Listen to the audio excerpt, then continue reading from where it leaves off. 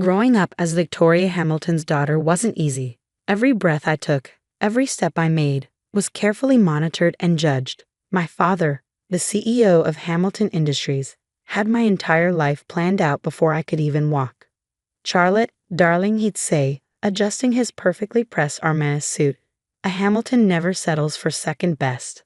Our mansion in Beverly Hills stood as a testament to that philosophy. 28 rooms of carefully curated luxury, each one screaming wealth and power. But to me, it felt more like a golden cage than a home. By the time I turned 25, I had followed my father's blueprint perfectly. Harvard Business School graduate, junior executive at Hamilton Industries, and engaged to Bradley Winchester ILI. Heir to Winchester Technologies and my father's handpicked choice for my husband. There was just one small problem. I was desperately, hopelessly in love with someone else. I met James Mitchell on a rainy Tuesday morning when my Ferrari broke down on the way to work. He was the mechanic who came to my rescue, arriving in a beaten-up tow truck with a smile that made my heart skip a beat. "Looks like your timing belt's shot," he said, wiping his hands on his worn jeans. "I can fix it, but it'll take a few hours." Something about his honest brown eyes and the way he explained everything without talking down to me made me agree to wait at his small garage instead of calling an Uber. That decision changed my life forever. Over cups of terrible vending machine coffee, I discovered James wasn't just any mechanic. He'd worked his way through engineering school, graduating top of his class. He could have taken a cushy corporate job, but he loved working with his hands, solving problems, making things better. "Life's too short to spend it doing something just because it looks good on paper," he told me, his eyes twinkling. Those words hit me like a thunderbolt. For the first time, someone had put into words exactly what I'd been feeling all my life. One coffee led to another, then dinner, then stolen moments whenever I could escape my suffocating world. James never asked about my family's wealth, never tried to impress me with fancy restaurants or expensive gifts. Instead, he showed me the joy of simple things: midnight drives along the coast, picnics in hidden parks, and laughter. So much laughter. For 6 months, I lived a double life. Society princess by day, myself by night. But I knew it couldn't last forever. The breaking point came during a charity gala at our mansion. Bradley was droning on about merger strategies to anyone who would listen, while my mother paraded me around like a prized thoroughbred. "Charlotte will be taking over the East Coast operations after the wedding," she'd announced to yet another group of socialites. The Winchesters and Hamiltons. Imagine the possibilities. I felt like I was suffocating. Excusing myself, I fled to the garden, my trembling fingers already dialing James's number. "I can't do this anymore," I whispered into the phone, tears streaming down my face. "I can't marry Bradley. I can't be who they want me to be." James was silent for a moment before speaking. "Then don't be. Be who you are, Charlotte. That's the person I fell in love with." That night changed everything. The next morning, I walked into my father's study, my heart pounding but my resolve firm. "Daddy, I need to tell you something." My voice shook slightly. "I can't marry Bradley. I'm in love with someone else." The explosion that followed was nuclear. My father's face turned purple as I explained about James, about wanting a different life than the one he planned. "A mechanic?" he roared, his fist slamming onto his mahogany desk. "My daughter, a Hamilton, in love with a grease monkey. He's an engineer, Daddy, and he's brilliant. If you just meet him." "Absolutely not." My father's voice could have shattered glass. "You will marry Bradley as planned, or you can forget about your trust fund, your position at the company, everything. Is that clear?" I stood up straighter, channeling strength I didn't know I had. "Crystal clear, Daddy. Goodbye." Walking out of that study was the hardest thing I'd ever done. My mother's hysterical tears, my father's threats, the whispers of the household staff. It all followed me as I packed a small bag and left the only home I'd ever known. James was waiting for me outside his modest apartment, worry etched on his face. When I told him what happened, he tried to talk me out of it. "Charlotte, that's your whole life you're giving up. Your family, your inheritance. I can't let you do that for me." I silenced him with a kiss. "I'm not giving up my life, James. I'm finally starting it." The next few months were a crash course in reality. I moved into James' one-bedroom apartment, got a job as an entry-level business consultant at a small firm, and learned how to live on a budget. It wasn't easy, but for the first time in my life, I felt free. My parents' attempts to bring me to my senses ranged from emotional manipulation to outright threats. They froze my accounts, canceled my credit cards, and even tried to get me fired from my new job. But with each obstacle, James and I grew stronger together. When we decided to get married, we planned a simple ceremony in a local park. No designer dress, no society photographers, just us and a few close friends. The morning of the wedding, I received a text from my mother. "Your father and I will be attending. One last chance to fix this mistake." My heart raced as I showed James the message. He squeezed my hand. "It's your call, love. Whatever you want." I wanted them there. Despite everything, they were still my parents. So when I walked down the makeshift aisle in my simple white dress from a department store, my eyes instantly found them standing at the back. My father looked like he'd swallowed something sour, while my mother dabbed at her eyes with a monogrammed handkerchief. Neither moved to join the ceremony. During the reception, a casual barbecue in the park, they made their final play. "Charlotte, darling," my mother's voice dripped with desperation. "It's not too late. Bradley would still take you back. Think about what you're throwing away." My father cut straight to the point. "This is your last chance, young lady. Stay with this person, and you'll never see a penny of your inheritance. Is that what you want? To live in poverty?" I looked at James, who was chatting and laughing with our friends, completely at ease in his rented suit. Then I looked at my parents, trapped in their world of wealth and expectations. "What I want," I said clearly, "is to be happy. James makes me happy. If you can't understand that, then maybe we don't need your money, or you, in our lives." My father's face turned that dangerous shade of purple again. "You're an daughter of mine," he spat, turning on his heel. My mother hesitated for a moment, then hurried after him. As they stormed away, James appeared at my side, wrapping an arm around my waist. "You okay?" I leaned into him, watching my past walk away. Never better. That was 6 months ago. We settled into our life together, working hard, loving harder. James continued at his garage while taking night classes for his master's degree. I threw myself into my consulting work, building my own client base.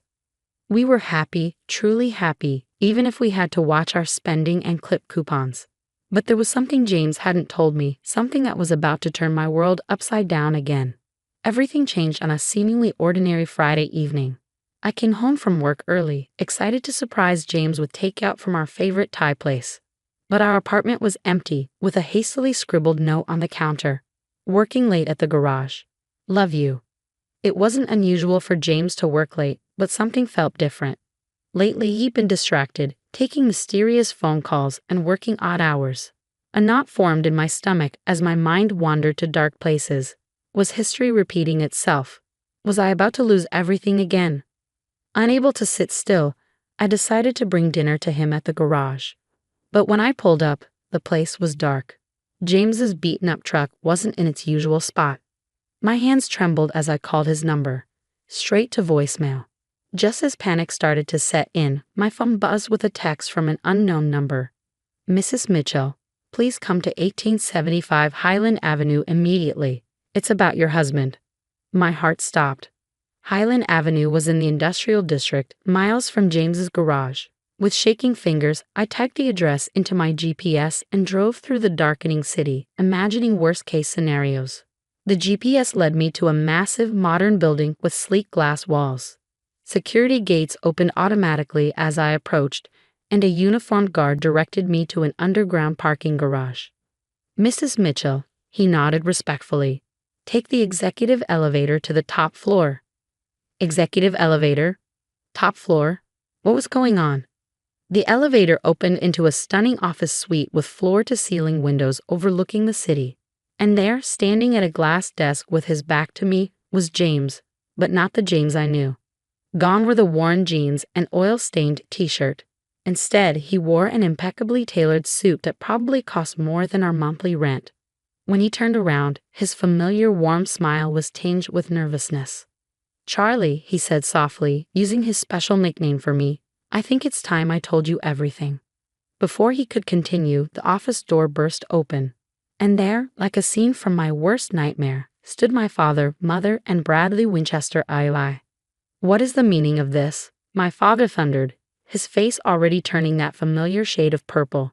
Security said Charlotte was headed up here. What are you doing in the CEO's office, you mechanic?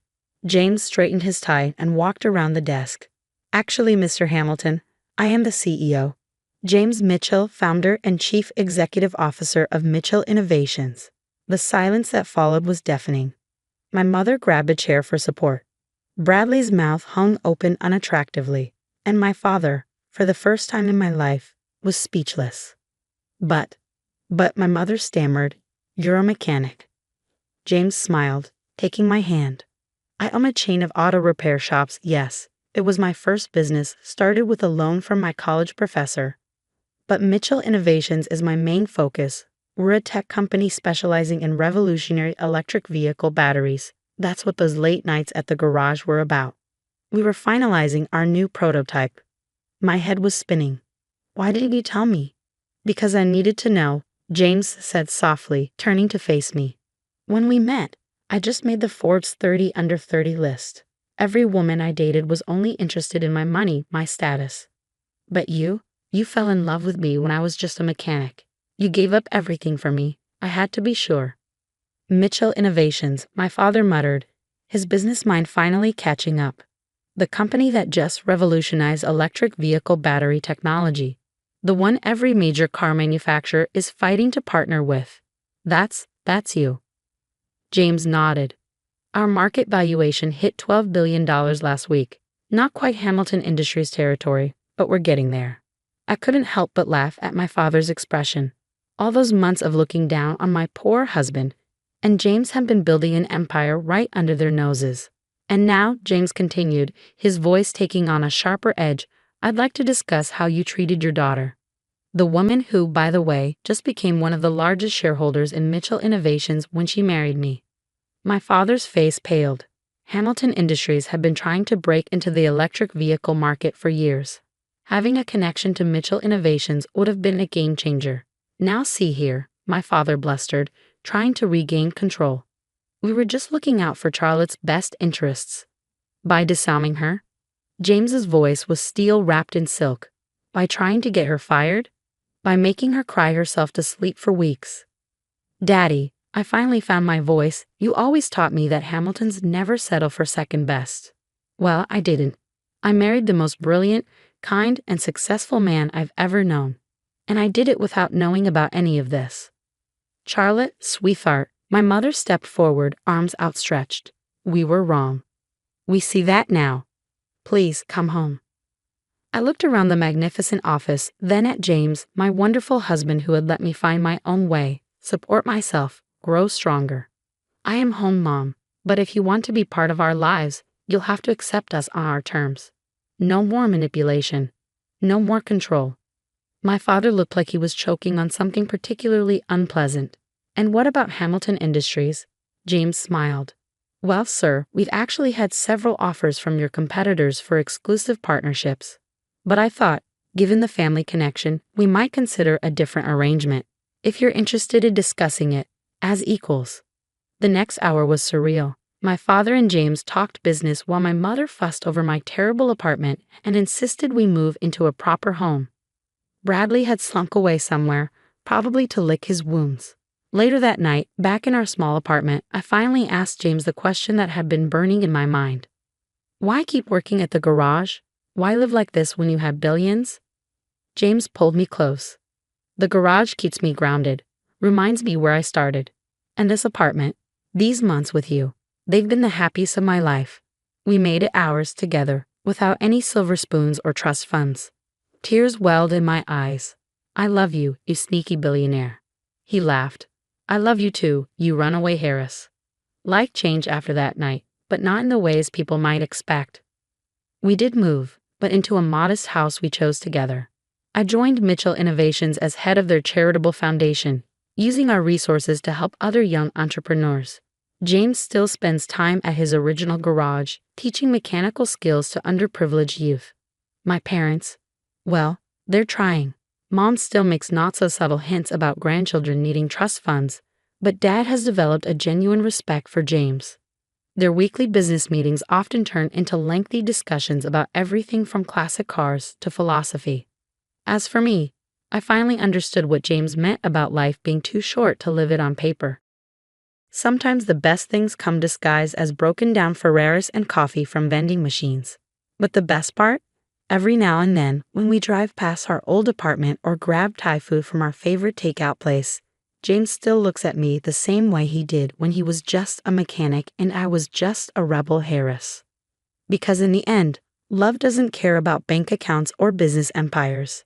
It cares about who you are when everything else is stripped away. And we're simply Charlotte and James, a mechanic and a runaway Harris who found something better than billions. We found each other.